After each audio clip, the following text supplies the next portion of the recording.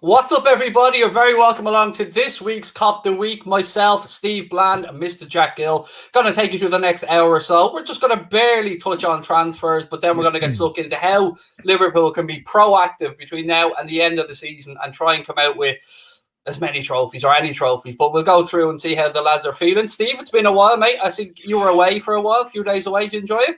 Yeah, it was really good. Yeah, nice little change of scenery. It was nice. Yeah, down in Devon for a week. I didn't really miss much, did I? Why, when you said I was down in Devon for a week, did I immediately start thinking of that guy that used to manage Blackpool, Ian, what's his name? Ian Holloway. The what? Yeah, he's from the West Country, isn't he? He's from down there. Yeah, that and custard, mate. That's all that was going through my head when you said from down in Devon.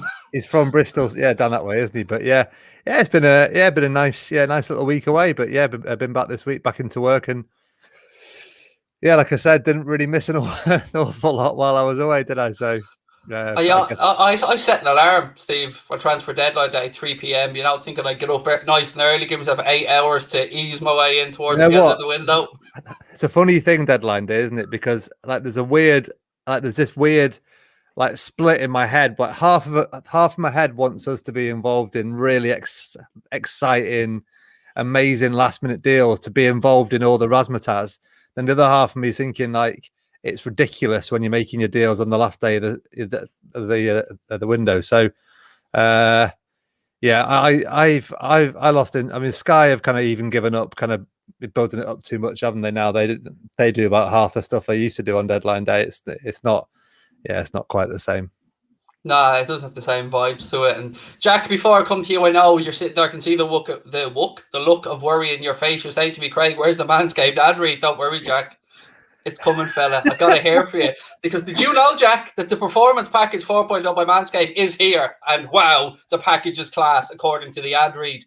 They say the Lawnmower 4.0 trimmer, Weed Whacker, near nose hair trimmer. You get 2 free gifts as well. Ball deodorant and ball toner, Jack. Now, I know what you're saying to me. Times are tough. How can I afford such a luxurious gift for myself, Jack? There's no need to fear, mate. WFM20 at manscaped.com. And you and your nuts can both get 20% off whatever you want, mate. You don't need to worry about it. Now, I know you're saying to yourself, will they cut my nuts? No. The ceramic blade technology stops that from happening. 4K LED light, 7,000 RPM motor. Play with it in the bath, mate. Take it out to the Lake District with you. It's waterproof.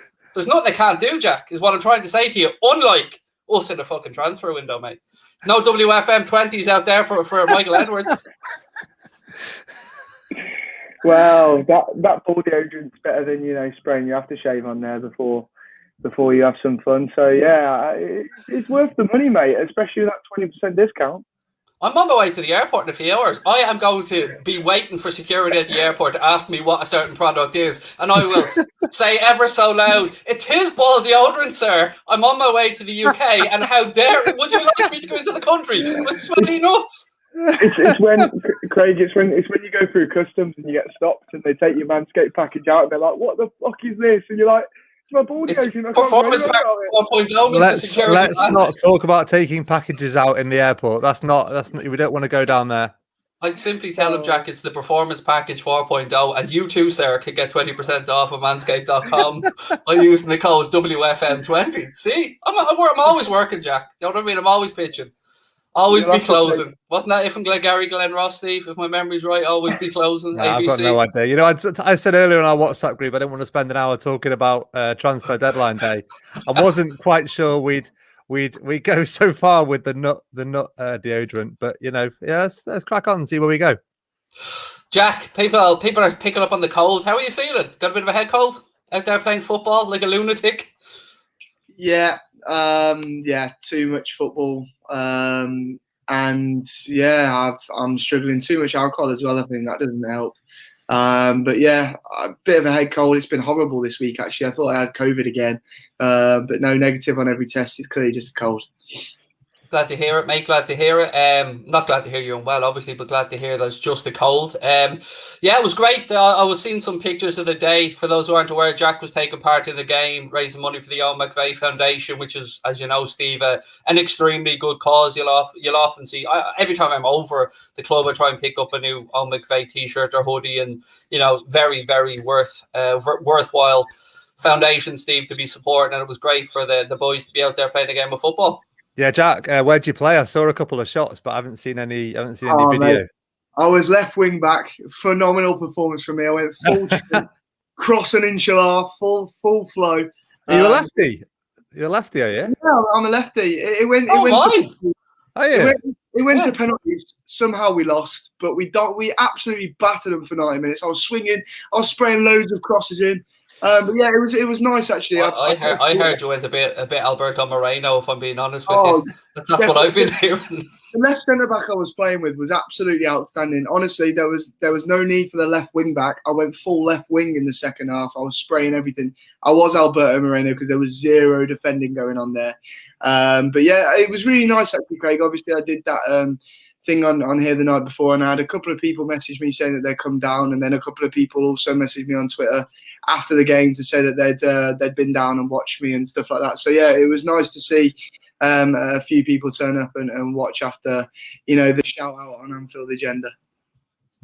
Yeah, well, it was great of you to do. Great of all the guys to give up their time on the day for such a good cause as well. We always love to see it. Right, gents, look, we're just going to touch on the transfer window, really, Steve. And apparently, and I don't know this, but apparently the transfer window is open in Turkey until the 8th. So there's been a few links around Divock Origi and FENERBAHCE. I don't know if FENERBAHCE just have a hard on for Liverpool because it was Shaqiri last window. They always seem to be linked with a player, but surely this is weird because I'm going to say in one breath, surely there's no way we can let Origi go. But in 10 minutes, I'll be saying to you, he won't get a start. No, I'm kind of with you. I mean, yeah, I'd be surprised if they let him go, given that they've missed any opportunity to bring anybody else in.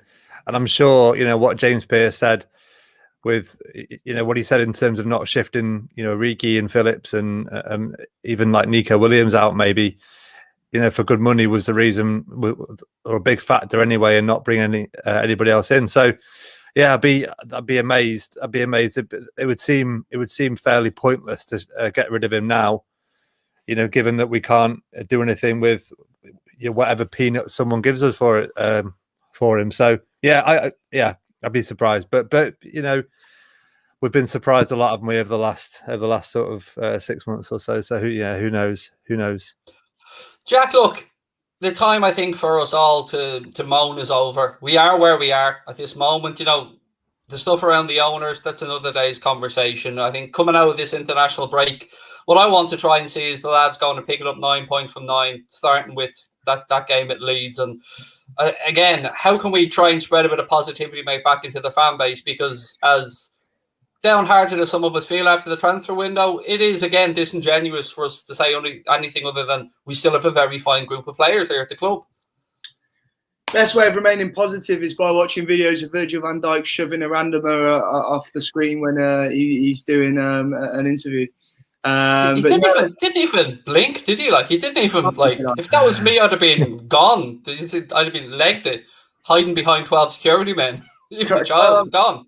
Calm as you like, mate. But no, you mentioned earlier about rating the window. As far as the window's concerned, it was absolutely diabolical and dog shite. So not really going to go into that too much. Everyone knows what our window was like. But like you say, important thing now is looking forwards. Window's over. Can't do anything about it now. So look forwards and see what we can do between now and January. And for me, I still think we've got a strong squad capable of competing in the Premier League and in the Champions League. So, yeah, we've got a tough Champions League group. Premier League teams around us have strengthened massively. So it's going to be a tough season. We saw against Chelsea that we're going to be pushed all the way. So we got a game after the international break against Leeds, who are a very tough side to compete against, specifically physically. So we're going to need to give it absolutely everything. And they've not had the greatest start to the season, but we know what they're capable of under Marcelo Bielsa, and it's not going to be an easy game at all. So we're going to need to be on top form in that game, which is the first game back after the international break. Bring on your international, bring on your Roma boy to score. Barcelona, Real Madrid, who the fuck you trying to kid? Go on, Steve. AC Milan, first game of the Champions League. Are you hyped? I'm absolutely buzzing for that group. I think it's a great group. It's a great group in terms of glamatize, and then Milan and Porto. I think I see as absolutely battering them, to be honest. And then Atletico are a different matter, aren't they? But yeah, I think it's a great group. People were saying like group of death or whatever. I don't think that at all. I think it's a really good one, and we want those glamorized, don't we? We don't want Slobodan Liberec. Mr. Sulky puts up there, Mr. The Auto Club scheme. Look at the big drippy lip. Get your face back on. Come on, Jack. You need a bit of. I'm good. I'm good. Listen, I've been to every single Champions League game since FSG over. They've changed their thing, and now I'm not in the Auto Cup scheme. And what made it worse was I had an email the night before saying that I was successful, and then the day after saying I'm unsuccessful. But like you say, Steve, there's some big games in there. I'm not as optimistic as you are. I think Milan have a very, very good side. Giroud up top now scares me. He's got COVID, doesn't he, though? So he's probably going to miss that first game. They've also got Tonali, who I think is an incredible midfielder, and I don't know if he's going some young Swedish fella called Zlatan as well, supposed to be all right. Yeah, they just bought, but they just got Bakayoko in. They can't be that good if they think he's worth a punt. I just think they're a good side, and they're not one that we should underestimate. Porto, no, for sure. Again, they've become more difficult to play against since we last played them. City had some trouble against them last year. Obviously, they ended up going quite far in the Champions League last year, so it's not going to be easy by any means. It's going to be very, very tough. I don't like the fact we have Atletico Madrid away just prior to the United game as well. Yeah. But yeah, bring them all on. Happy days. We've had a great transfer window, haven't we? I'll tell you what, Steve. If you're a travelling red, you're looking at those and you're going, yeah, that'll do. Madrid. Oh yeah. I mean, no, you're not really. Yep. Yeah. No Eastern European trips. It's Portugal. Yep. Not too shabby. It's a good one, and like Jack says, just to quickly touch on the transfer window. I know we've kind of gone away from it. It wasn't what we wanted. Who knows what happened? Who knows whether we were genuinely in for anybody, or who knows if Michael Edwards and all his gang were just sat with their feet up, not bothered. Who knows? Who knows what happened? I see the boys have made their way over from Twitter. Good luck. How are you? I can see the accounts. Oh goodness, yeah. Oh, it's hilarious, just as always. But like Jack says, we are where we are, and we've got to look ahead, and we've got a phenomenal team, and what a chance it is now. What a chance it is for guys like Alex Oxlade-Chamberlain, Minamino, people like that who, Curtis Jones maybe, to step up and to show that they can be actual, game changers and viable alternatives. So yeah, I'm disappointed we didn't bring anybody in, but this is why I said on our WhatsApp group I didn't really want to talk about it, because it's done with now. Nothing we can do. Let's crack on and look forwards. Any more news come out on Bobby? Any talk of?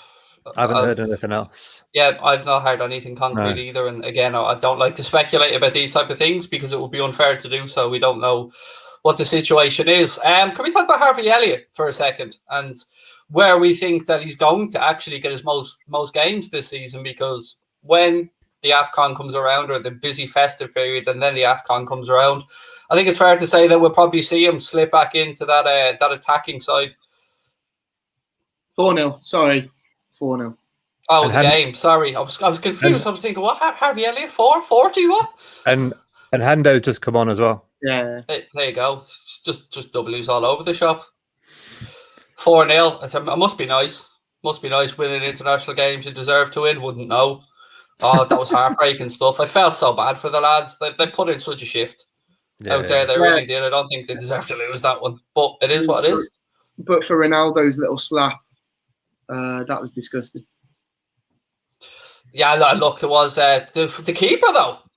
What, the young lad, 19 years of age? Yeah, great save, wasn't it? Fantastic. He's had a good couple of international games. He has, and again, keeping Queeveen Kelleher out. He actually got his opportunity because Queeveen was injured before the last round of games, and it's good to see that there is a little bit of strength and depth there for us lads. And he's on loan from Man City, isn't he? Yeah, he's at Portsmouth. Portsmouth. Yeah. Somebody was saying that yesterday. Yeah, which he looks like he's got something about him anyway. Looks like a good keeper.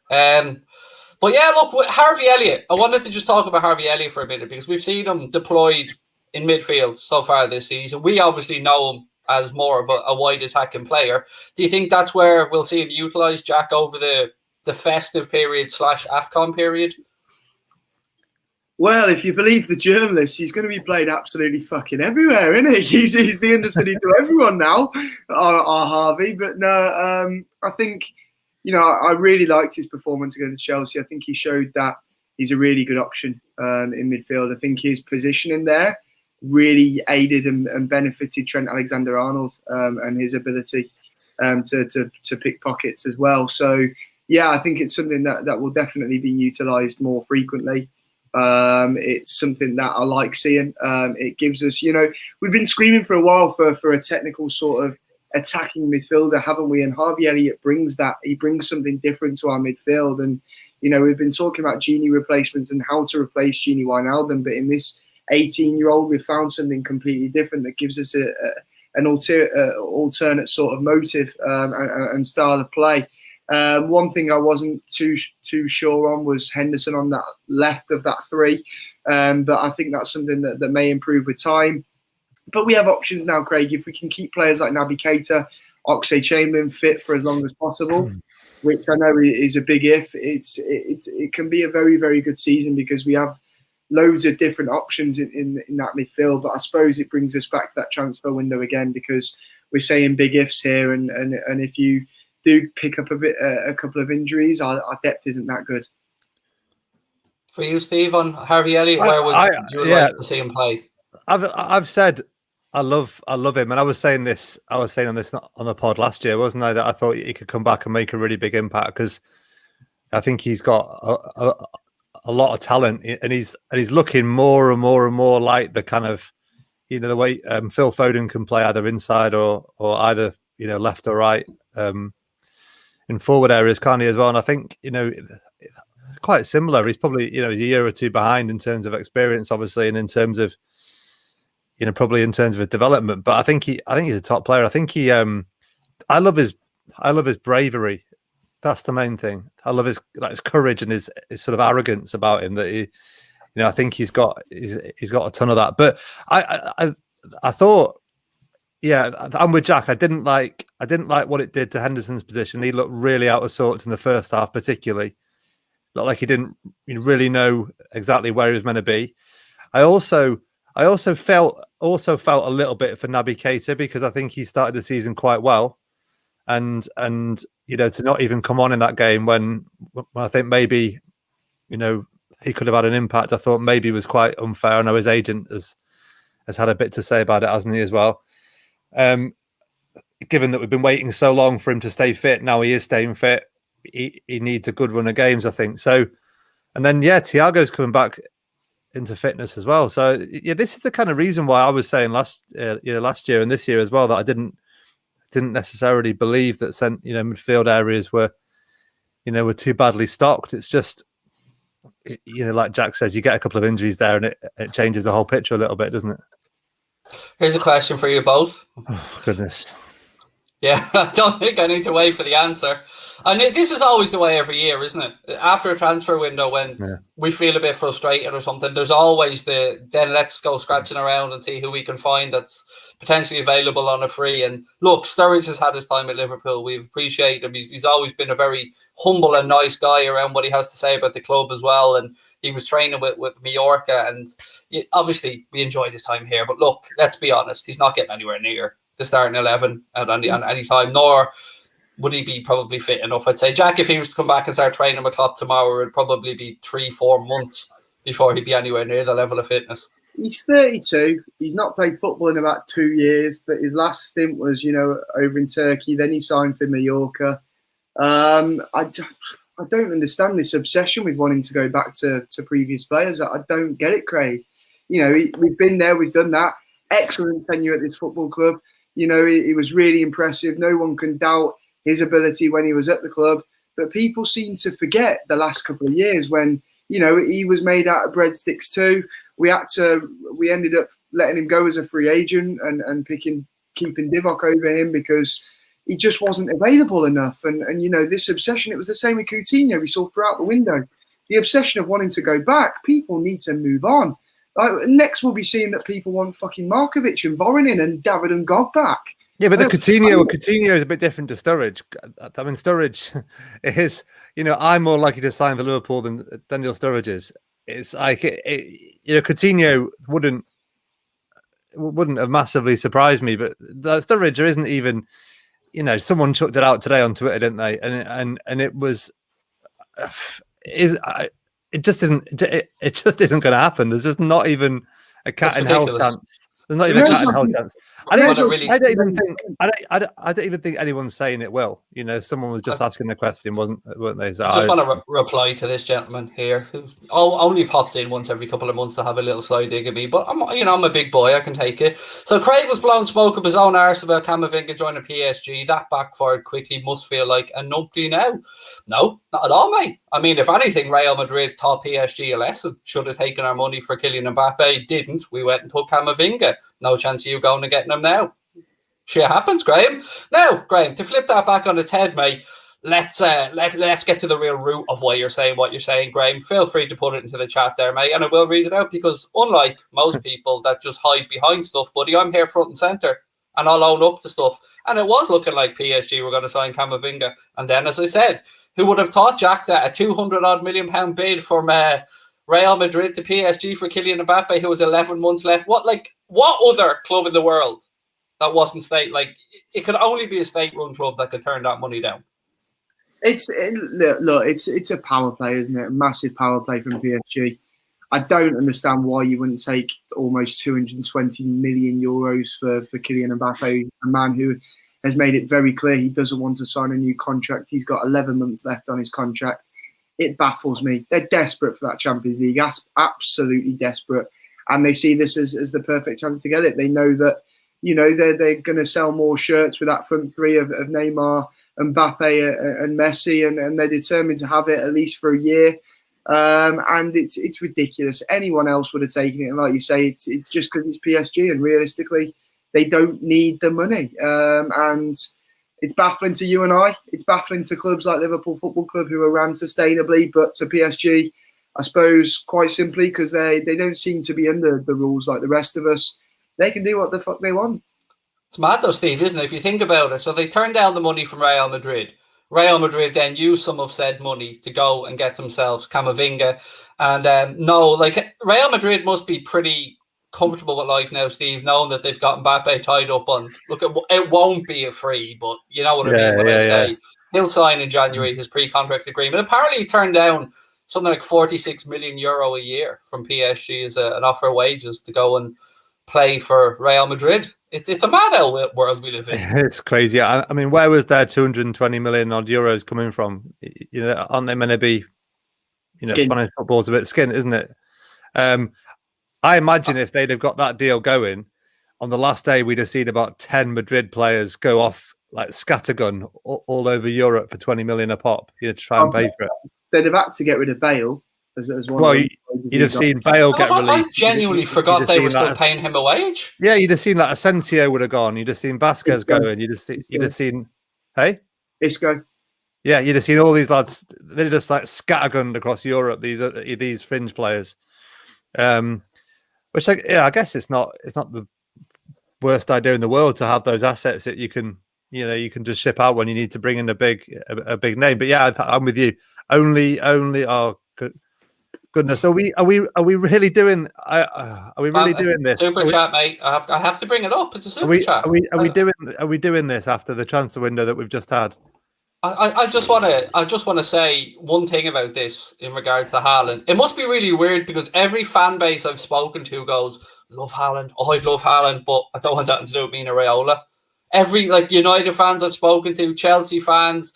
I think I found a few City fans from somewhere, spoke to them as well, Jack. Well, again, the situation is weird with Raiola and Haaland, isn't it? Because any player that you see publicly speaking about Mino Raiola, who he's represented, speaks glowingly about the guy. Most of the people that I've seen speak glowingly, and I can only assume that's because he gets them a very good payday. But, it's easy for us to sit here and bash him, but for clubs like, let's say, Borussia Dortmund, who play the Mino Raiola game, it can work out quite well for them. Like, look at the players that they've got to get through Borussia Dortmund and then move on for a profit. You know, they've got Malen now. Obviously, they've got Haaland. I don't know who represents Jude Bellingham, but, you know, they're proven for bringing through young players. And Mina Raiola uses clubs like that as a stepping board or a springboard for these guys to move on to bigger careers. The only thing that annoys me about it is, like, the rumored 36 million that Raiola wants himself to make the deal happen, or any deal for Haaland. He wanted a salary, didn't he? It was an actual salary he wanted. See, I've been holding off saying that because I thought I'd read that,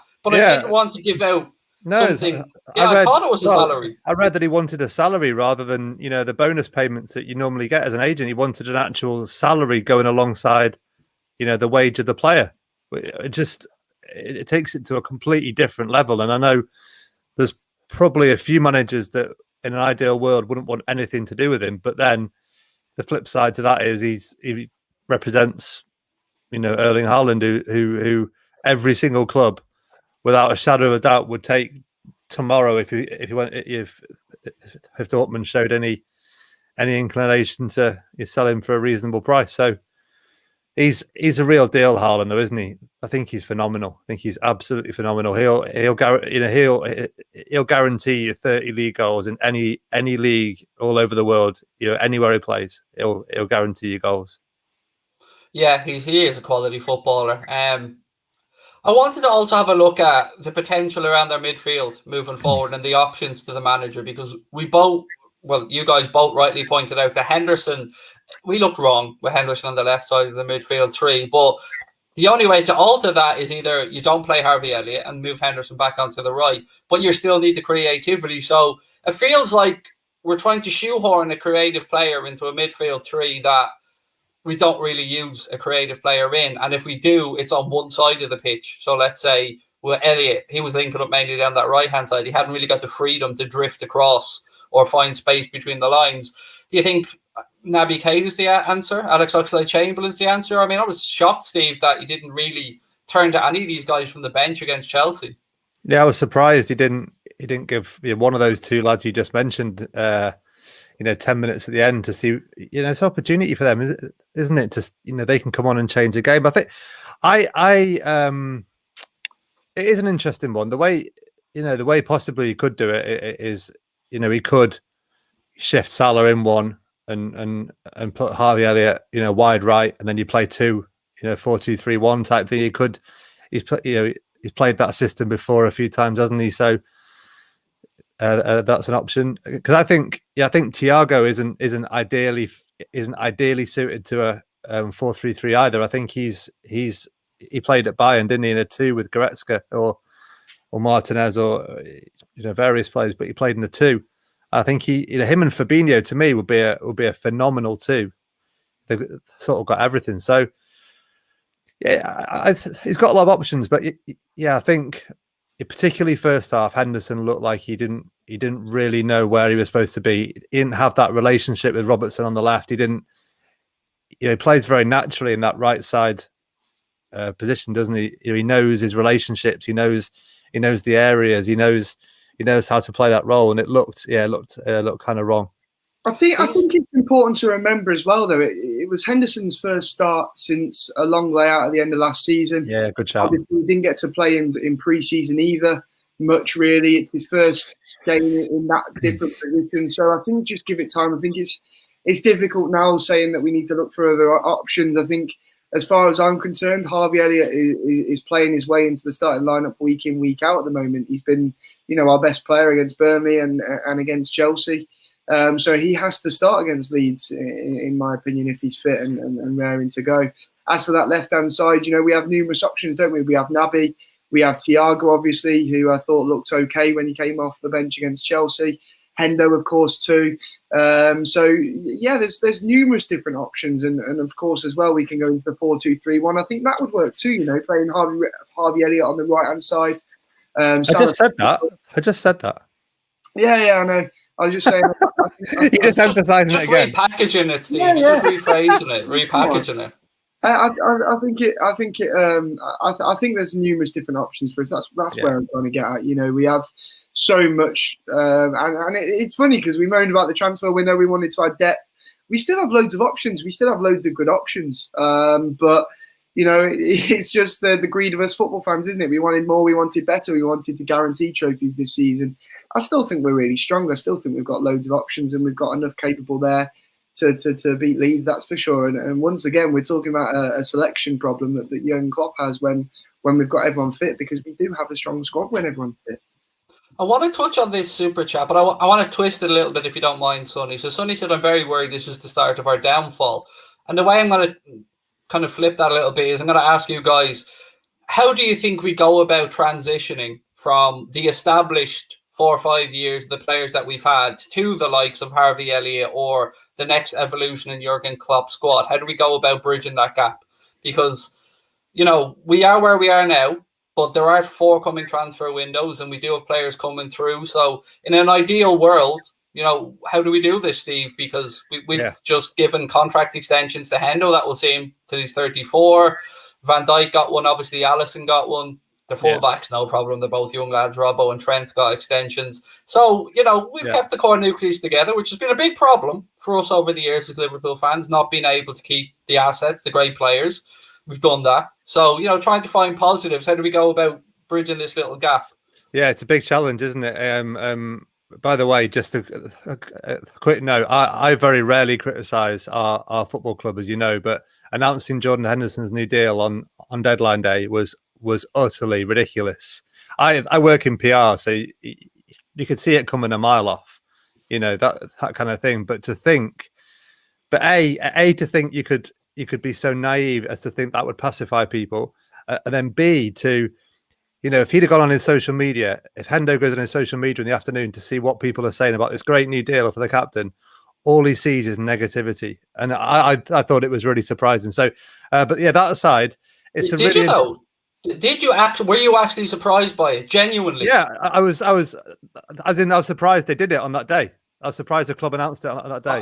I thought it was nailed on, and I was frightened for the same reasons you were. But the thing is, it's a kind of thing that obviously, you know, you think, oh, we should do that, but then they should, you know, they're good people at Liverpool, you know, on the kind of media, you know, PR side, and you could tell a mile off. They're more experienced than me, and I could tell a mile off what was going to happen, you know, the negativity that was going to come in for it. So, but yeah, the sort of regeneration of the team is, you know, is a really difficult thing, isn't it? We saw with United over the years, they were Fergie, you know, was a master at knowing when a player was peaking.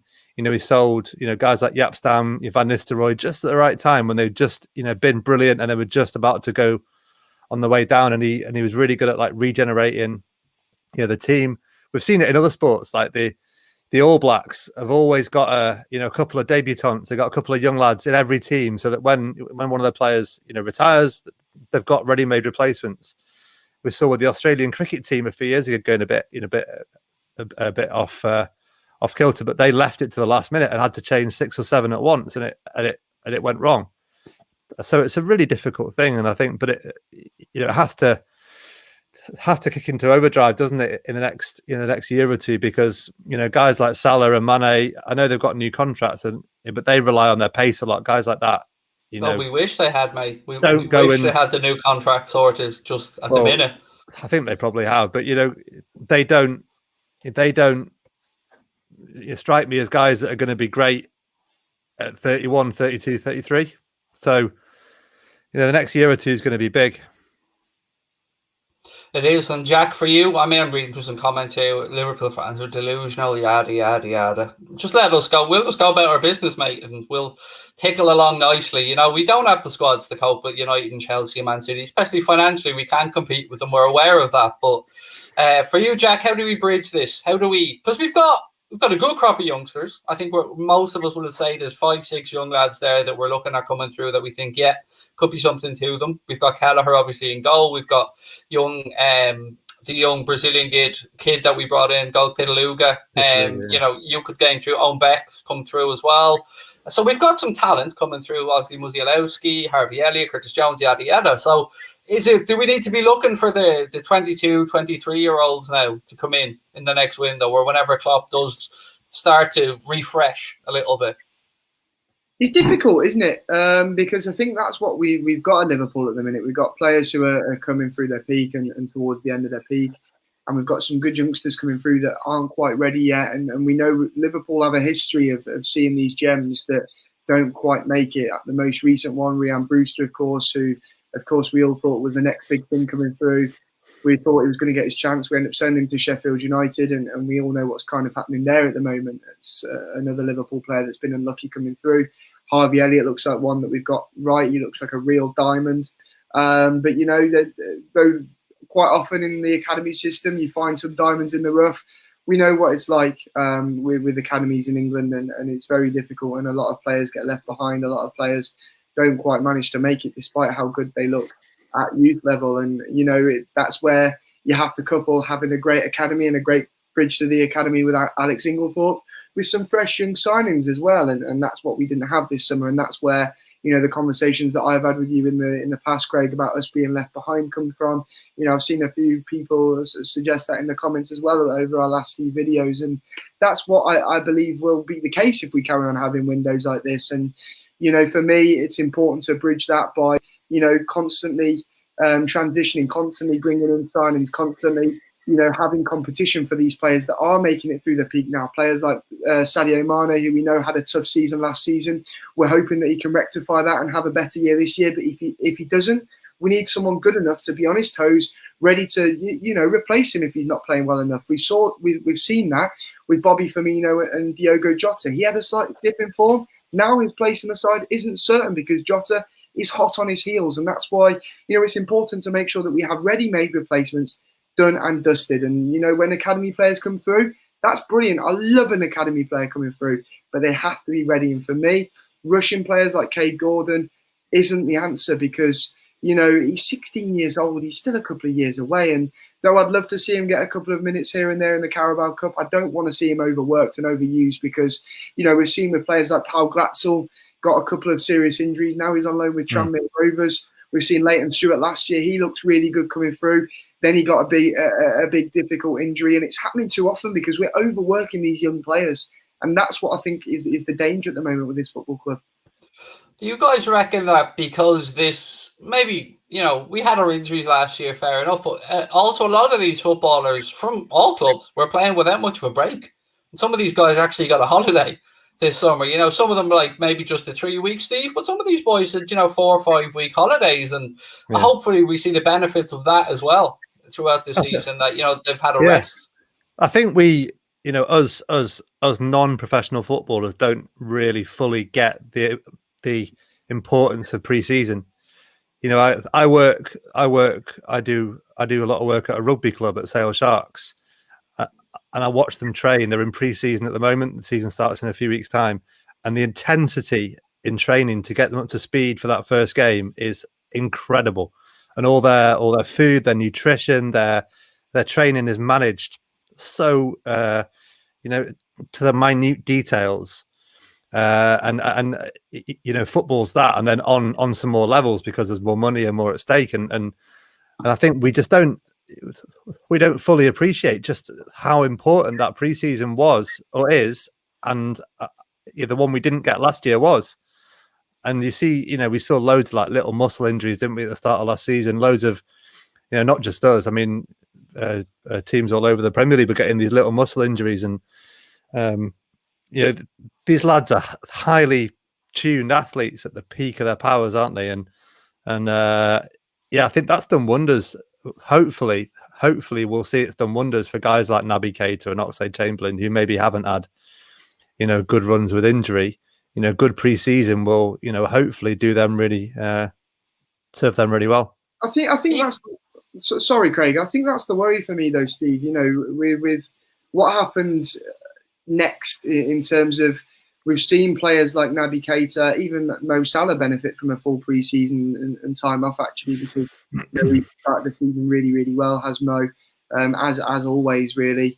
But when they go off to the AFCON in January, people obviously say, you know, they're only missing a couple of games, but it's how many games they played during that time, during that AFCON, and the fact that we haven't brought anyone in as cover, for me, is shocking, because you don't know what sort of injuries we can pick up. We have no one in our squad that is capable of fulfilling the goals that Mohamed Salah brings us. And, we lose him to injury, we're fucked because, there's no one. Confident, are we, though, Jack, that, sorry for cutting across you, but that the AFCON will go ahead? Because we've seen already red list countries develop that the clubs have come on and said, no, we're not releasing our players to certain countries. We have no idea, obviously, but that's a gamble. As far as we're concerned right now, that African Cup of Nations is going ahead. And to, rest our whole season on whether it may be a red list or not, I think is ludicrous.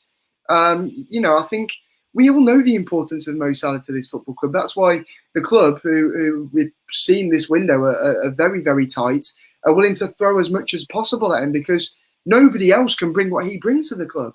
And the fact that we're willing to go, go to the African Cup of Nations, play more games, and we've not brought someone in to fill his void, just shocks me. We saw last season Sadio Mane really struggling. I think he struggled having had COVID and the amount of games he played over a short period of time. I think he really started to struggle with that. We've seen the injury problems Naby's had. He hasn't been able to get a rhythm. The last African Cup of Nations, obviously, he went to even though he was injured. And after that, he's really struggled to get a rhythm and to stay fit. And for me, I mentioned the young players and running them into the ground before, but we've done it with first team players too. And we don't help ourselves because I've seen numerous people on Twitter that say this and they're right in a way, with Jurgen Klopp. And it gets to a point in the season where he often gets annoyed at television companies, the FA, the Premier League, for fixture congestion and stuff like that. But can he really blame them when, he's not getting help and support off his own owners in terms of helping these players and helping them in terms of fitness? Because I have to praise the club. I think the way we went about doing our pre-season this year was phenomenal. I like the way we did, them short games, not playing the full 90 minutes. I really liked that. It was something different. We had different training camps.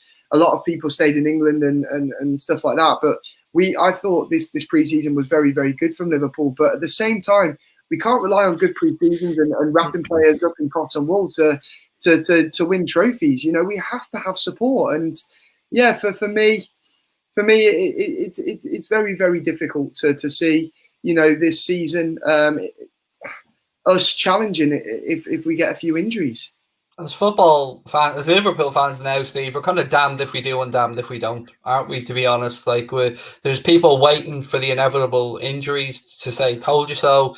And then there's people like me that were really upset about the transfer window. And all we can do now, whether we like it or not, is focus on Klopp, the players, get behind them, help them as much as we can. There will come a time and a place maybe if people want to mobilise around the ownership, but that's a different argument. Right now, we are where we are. We've got no real injuries. We don't know what's going on with Bobby, but with a bit of luck, and it will take a bit of luck to get through the season, I'm still confident we can have a very productive season this year. Yeah, I am too. But I think Jack makes a really good point, and you've just sort of touched on it there. There's a massive gamble. We're basically chucking all our chips into the we're going to get no injuries kind of pot. That's where we are, isn't it? We can't cope with. Again, I mean, this was the same last year and the year before. Everyone said, you can't cope without Salah. You can't cope without Van Dijk. You can't cope without Henderson for long periods. And actually, it turned out last season they were all right, weren't they? They were completely right. We couldn't cope without Van Dijk. We couldn't cope without Henderson for long periods. We couldn't cope without Fabinho for periods as well. And without you dragged me into it again without getting too much into the transfer window again. It's disappointing that they're going, taking that punt again. And I can only think that they feel. Well, our goodness only knows what they think. I'll bring this up because I do want to come back to it. And I want to pose a question to you both, but I want to genuinely answer this. Ronaldo came back to United, and obviously Liam wants to know how do we think he'll do after coming from a slower league back to United. I think for me, last night against Ireland might have been a snapshot of what we might see from Cristiano Ronaldo at United this season. Maybe not as involved in games as much as the old Ronaldo 12 years ago would have been, but still devastatingly impactful at the other end of the pitch, particularly aerially. So I think he'll do the job that he's been brought in to do personally at Manchester United, and I think Ollie and the Manchester United coaching staff will probably, they won't be expecting him to go out there and, press back and do a lot of the work maybe that he did previously, but they will be looking to supply him good service, Steve, and he will feed off that and score. Yeah, but on a PR, getting your fans on side thing, it's absolute genius, isn't it? Because everyone's buzzing about it. He isn't the player he was even 2 or 3 years ago, is he? He isn't because he went to Juve and what have they done? like quarters, last 16 in the Champions League. He's not, he barely scraped into the top 4 last year, didn't they? And I'm quite disappointed. I know I'm not a United fan, but I really like Mason Greenwood, for example. I really like Marcus Rashford. They're building this really young, quite exciting team, aren't they? Sancho, Greenwood, Rashford, a lot of like good attacking players. And for me, I'm told that they were offered him all summer basically and said no. And then essentially when they found out City were involved, all of a sudden they're jumping at it, and it doesn't really feel to me like the way to do business. Chucking massive money at a 36-year-old when all it does. I mean, is he? He's better than Cavani, but is he that much better than Cavani? Like, is he? Was it more to stop City? Was it a reverse Alexis Sanchez? That's exactly what I think it is. I think he was, and I think he would have.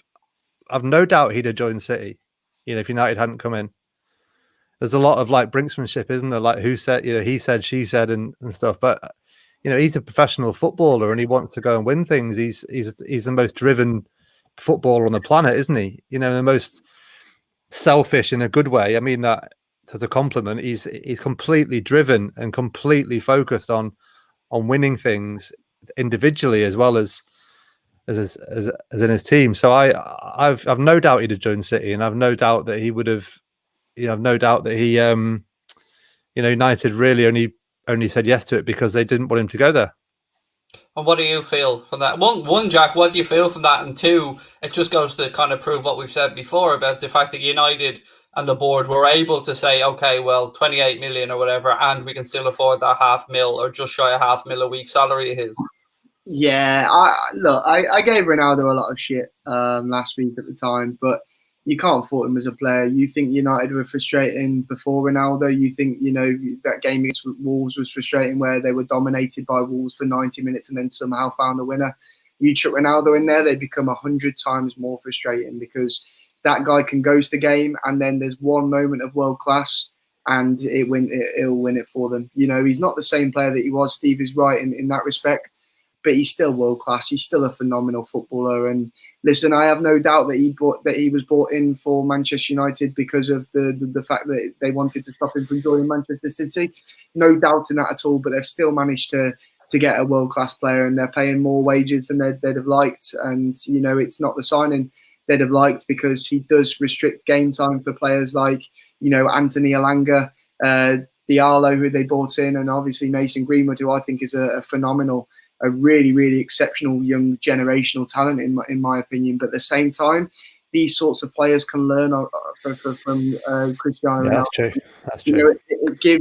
It gives a confidence boost to the whole football club. These players will want to play alongside Cristiano Ronaldo. They will raise their game significantly to play alongside Cristiano Ronaldo, and that is why these marquee signings are so important for football clubs because it makes players completely raise their game when they're playing alongside them because they want to be on that pitch playing alongside a player like Cristiano Ronaldo. And, I was in a conversation with a mate the other day about Daniel James and, you get a player like Cristiano Ronaldo join your football club. There is no way you'd want to leave and go to Leeds. And, Dan James, I'm sure, would have probably wanted to stay at United and fight for his space to play with Ronaldo and stuff like that. So, yeah, I think he'll do well in the Premier League. I don't think he'll get the sort of goals to game ratio that he did in La Liga and Serie A, but I think he'll still be a very consistent goal scorer. I don't think he'll bring United trophies because what they needed this window was a midfielder, and they've sacrificed that to bring in a player to prevent City from going on and winning several trophies with him. But yeah, for me, he won't bring them trophies, but he'll bring them goals. But you know Do you know who doesn't raise their game to play with Cristiano Ronaldo though? Is Bruno Fernandes. Have you seen how bad he is for Portugal in the Euros?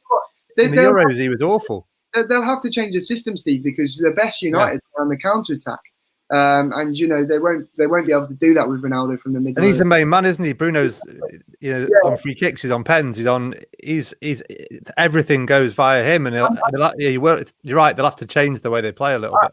And for me, it's also a potential car crash there, because you've got so many big personalities in that dressing room now. As well as this could go for United, it could also go completely the opposite way, because for me, I still think Ole Gunnar Solskjaer isn't a good enough coach. And for me, when it starts to get hard for United and they're in need of a coach and he's leaving it to the big personalities of the dressing room, I think that's where you start to see things go wrong there, because you stick Pogba, Ronaldo, Bruno Fernandes, players like that in the same dressing room. For me, that stinks of an accident waiting to happen. So, as much as this could go really well and could bring United a huge confidence boost, the egos could get too much for them as well. I said I wanted to bring you guys back and ask you a question. I suppose this super chat might feed me into it if I rephrase the end of it a bit. So top Reds are all giving Klopp success to FSG. Klopp was successful before FSG. FSG weren't. It's like their friend that gets credit for copy. And look, I think when we have this conversation, it's only fair that we do it from a point of view of giving the owners credit for what they've done well and calling them out for the things that they've done wrong, or we perceive that they've done wrong. And I feel we've done that numerous times, so there's no need to go back over it. But I wanted to pose a question about the owners to you both, and I'll start with you, Steve.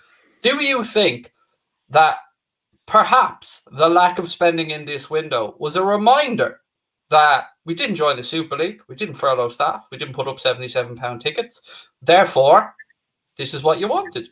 We got no money. Do you think that maybe this is a reminder? Genuine question. I don't mean to be snidey. I don't. No, I don't, because they're end of the day, they know they've got an asset that has got to be successful on the pitch in order for it to be successful off it to make the money. And I do, we can question spending and stuff, but they want us to be successful on the pitch, don't they? They'd be daft if they didn't. It's just the way they go about it is maybe not the way that we would sometimes. That point, you brought up there, you're separating the owner's success and Klopp's success is you can't really separate it. We know that Klopp's a phenomenal manager, but he's done what he's done.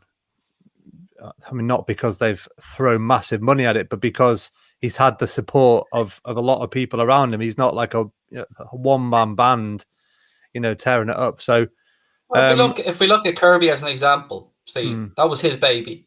He went to the owners with this idea of a training facility, and it got back. It got done, and we'll all sit here and acknowledge that is a fantastic thing to be done for the academy, for Jurgen Klopp, for the players, the young players, to motivate them to see what they can go on to achieve when they see those guys under the same facility, albeit slightly shielded away, because you want that little enticer, you want those crumbs to try and to push them on. So look, I've always been somebody, and I know you have, and I know Jack is, we're not ranters. We don't just come on and just spew venom and hate. I'm very, very up for acknowledging the great work that the owners have done through sponsorship, commercial partner, everything. We've talked about it a million times.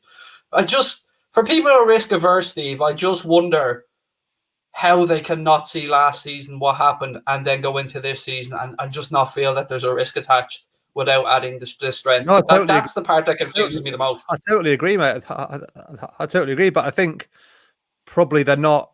I'd be really surprised if the football people are banging on, the money people's doors and begging for cash, and it's not coming.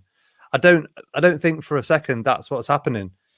I think that the people, the players are identifying aren't available for the right money, which I think is a completely different thing, because we want them to get value for money. That's what they've done for 3, 4, 5 years.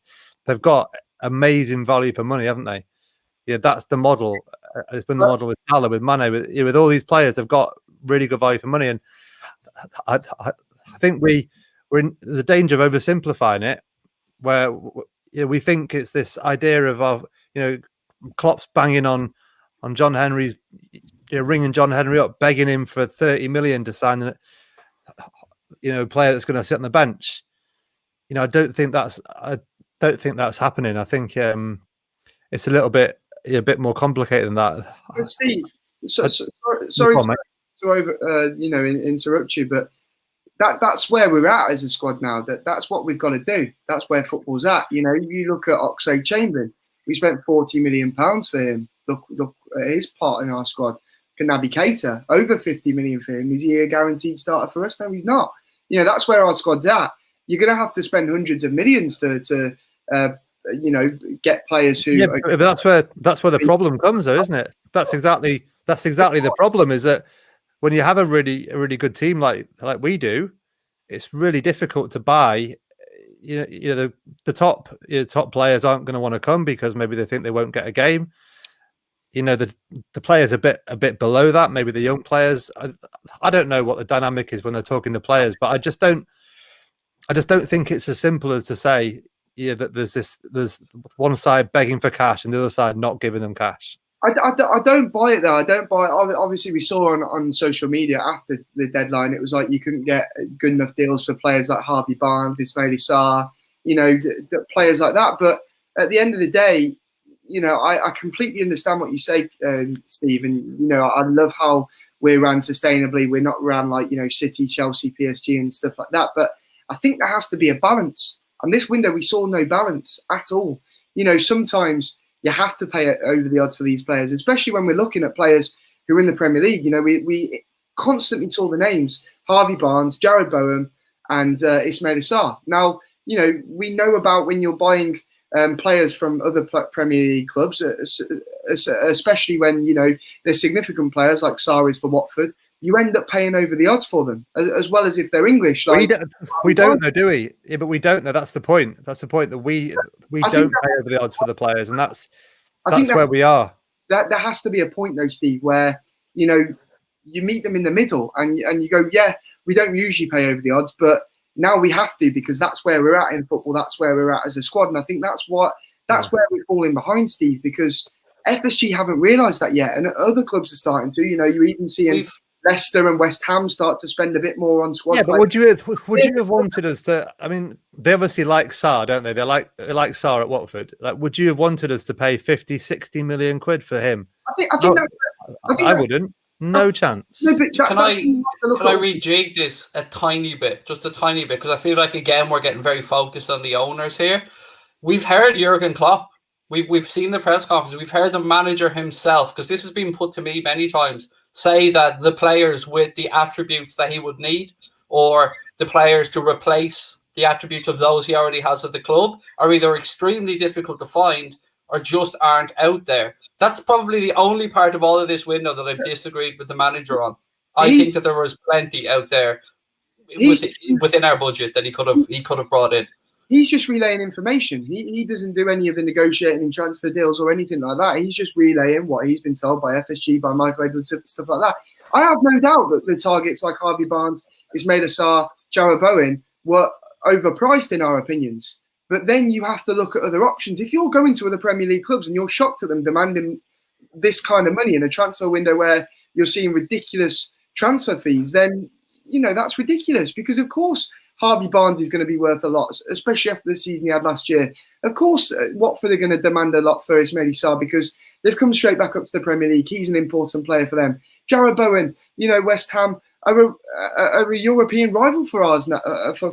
They got Europa League football last year. They've strengthened. They've had another really good window. Of course, they're going to have a really strong fee for Jared Bowen and try and make sure he doesn't join us. And that's where we have to either pay up, cough up the money, and be willing to do that, or look at alternative options. We can't do what we've done this window and just sit on our hands and wait for someone. But it's not just this window, though, is it? It's not just this window. It's the last 5 years, really. They've done exactly this. They wanted Van Dijk. He wasn't available, so they weren't willing to just go and chuck 50 million at someone else. They wanted to bide their time because they knew that he was the man they wanted.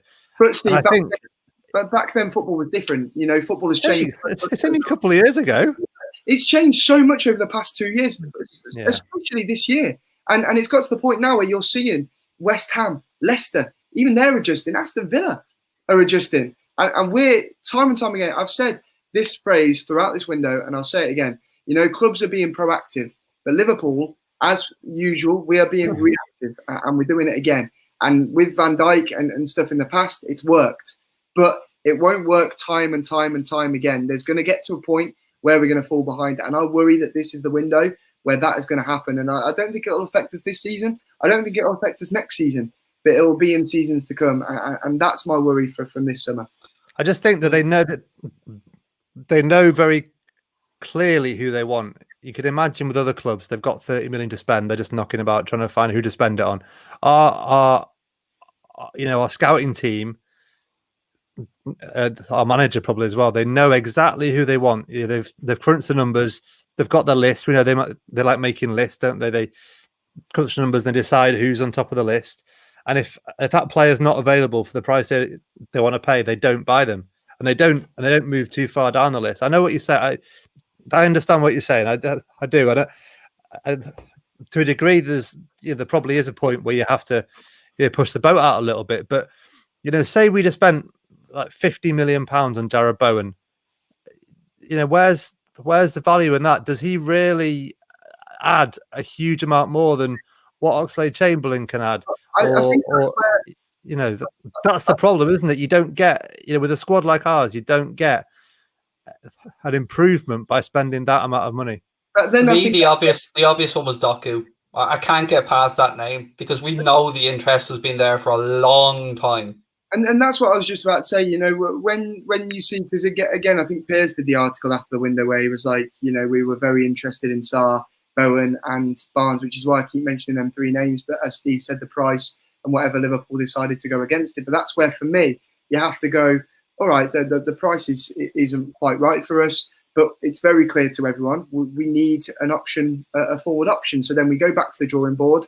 We need players in a similar style to this. Jeremy Doku would have been one of them. There are bargains out there, and I think this summer, again, like Steve said, we're too willing to wait and we're too willing to just see what happens because we don't want to cough up. We like to find these bargains time and time again.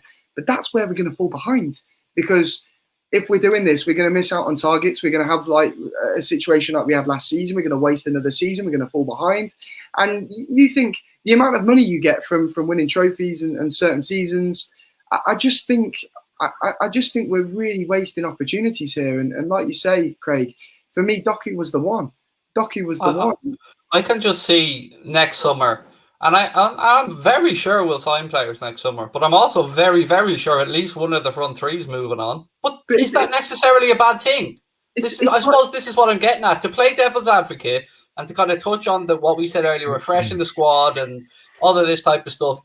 Is it necessarily a bad thing then? Let's say next summer, let's say Firmino as an example, was moved on for 30 million, 30 million, and we brought in another, whoever it might be, whoever the club, even if we have to put an extra few quid on top of it, is that, or are we going to immediately be here saying, oh, look at this, sell to buy, or are we going to be fair enough to go, well, sell to buy got us Alisson, got us Van Dijk?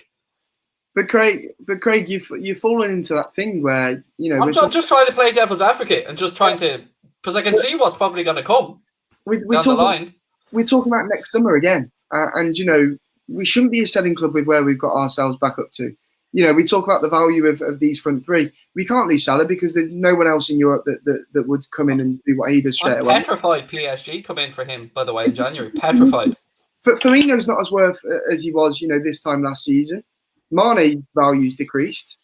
We're in a situation where we're not being proactive enough. And once again, we got to a point now where you're saying, well, what are we doing? And I don't think anyone can answer that other than FSG because, as I say, some of our assets have lost money or they're getting to an age where, people won't buy what they were going to pay for them. And that's understandable. Mane had a disappointing season last year. If he doesn't have an excellent season this season, who's going to pay what we want for him and what we think he's worth? I don't think many would.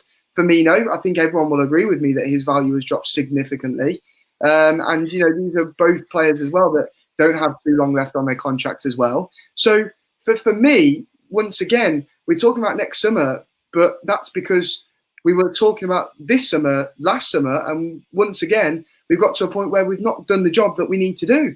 And now we've got a situation on our hands where we're now going to have a very, very, very good summer next year. But I just can't see it happening.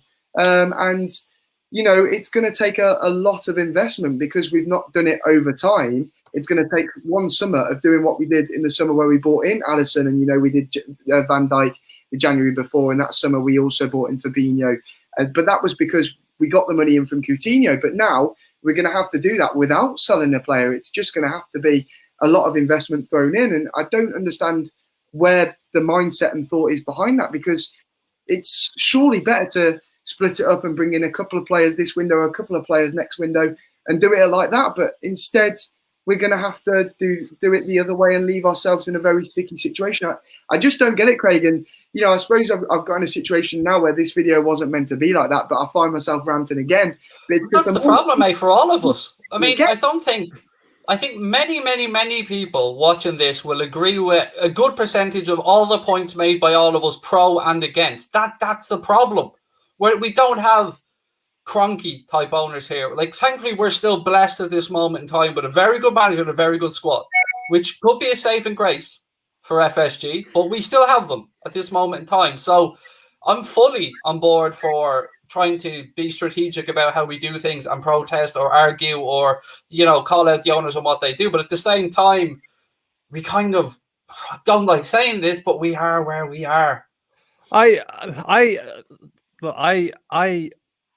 said earlier that I think there's probably a couple we could have brought in. You know, I'm not completely disagreeing with, you know, what you're saying, Jack. I'm trying to sort of put myself in their position where we've seen the way they work over the last few years.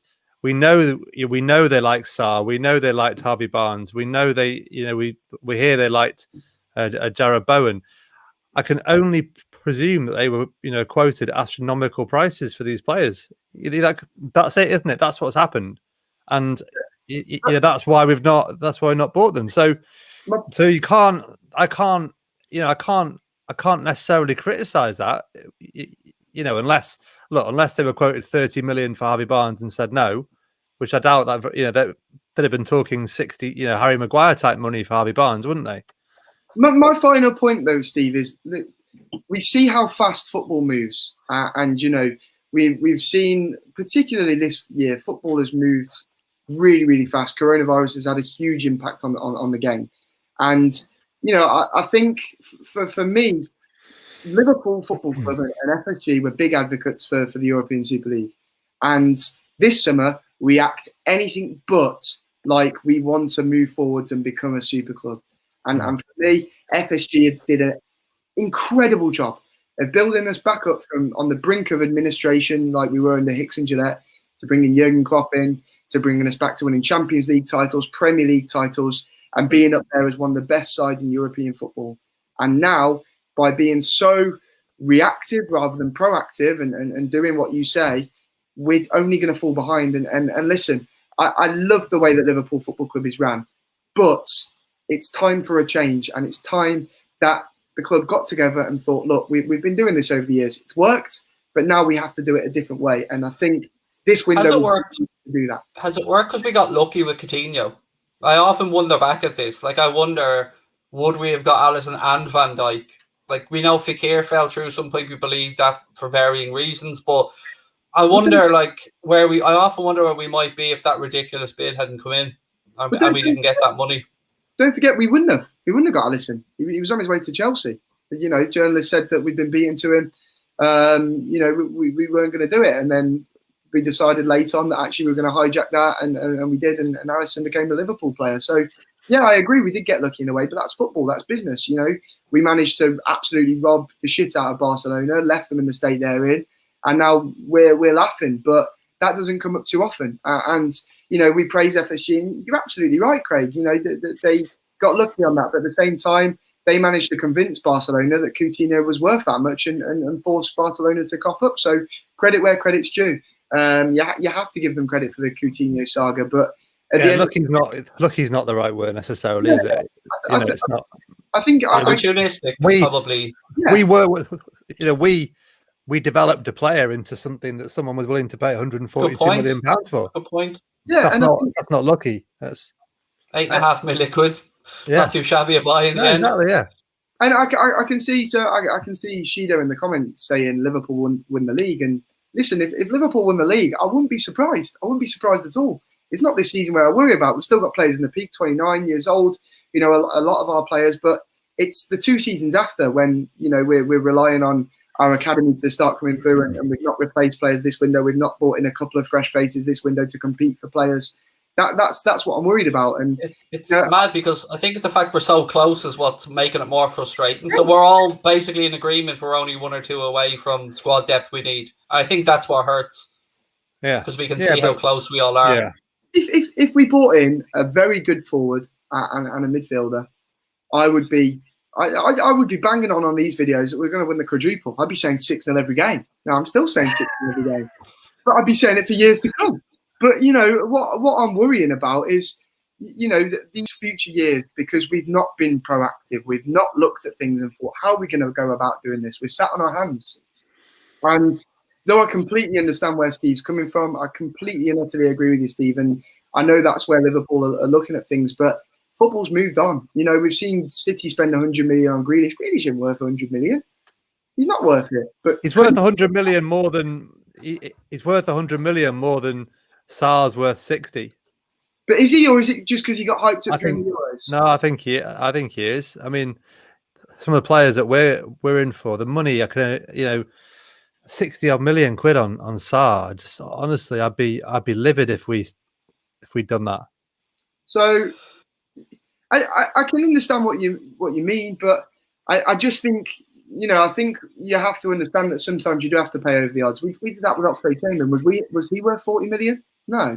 You know, he's English. He was at a rival. Yeah, they've shown that, you know, haven't they? You know, people possibly thought Van Dijk was a bit more than we could have paid at the time. You know, same with maybe Sadio Mane. You know, people thought that was a little bit more. I remember even Firmino, people were talking about us overpaying.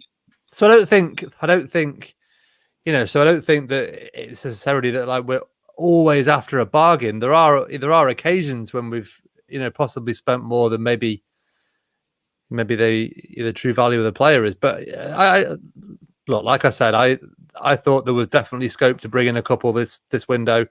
I'm very disappointed that we didn't, but I'm just trying to, you know, put my, you know, think about it the other way, where you know, think about how they work and you know, I don't know. Yeah, one last little point to finish on.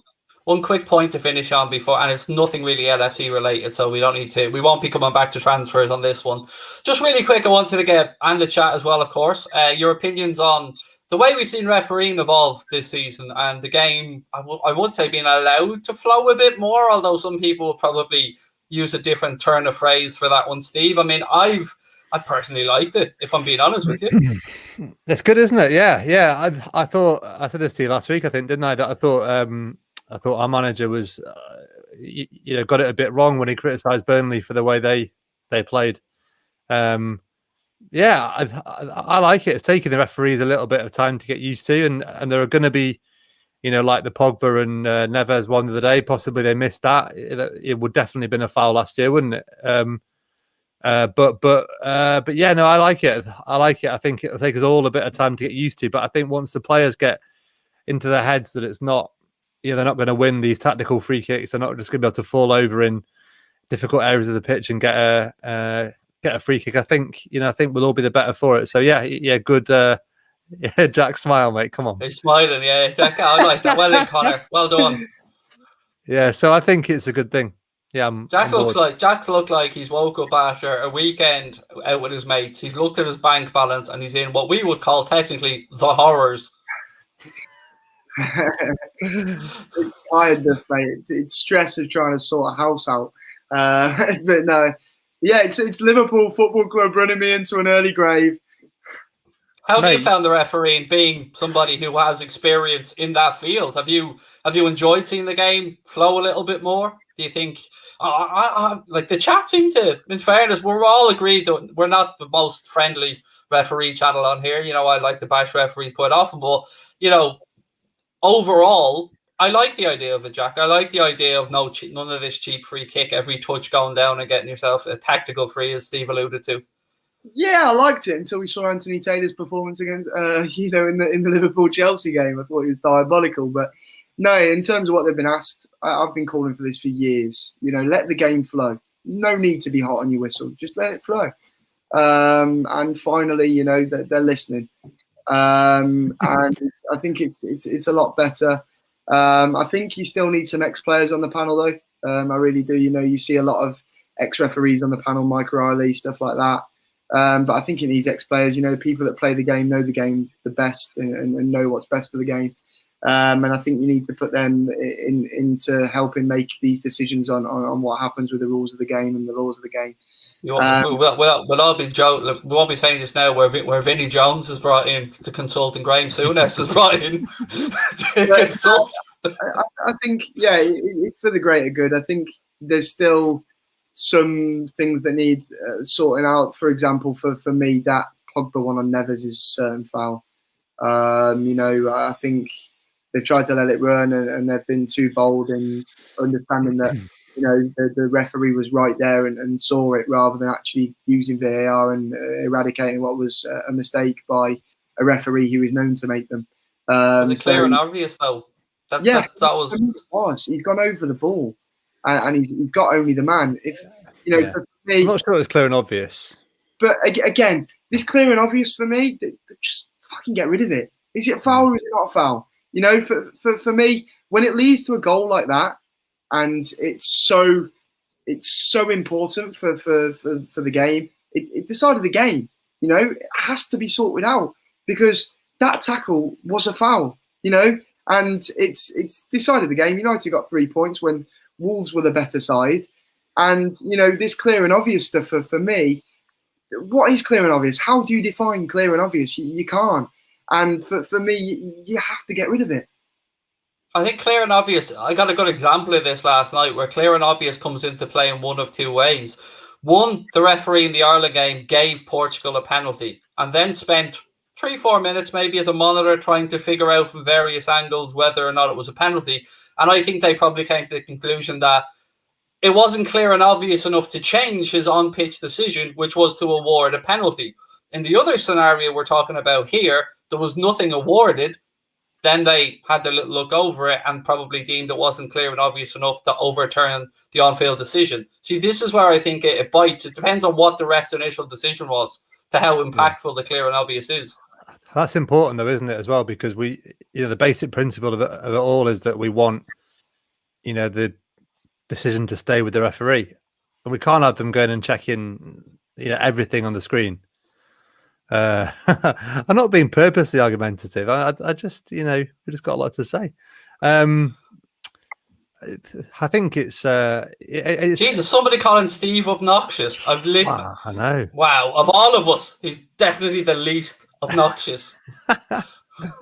Oh, sorry, I've offended you so much. No, I think it's a good thing.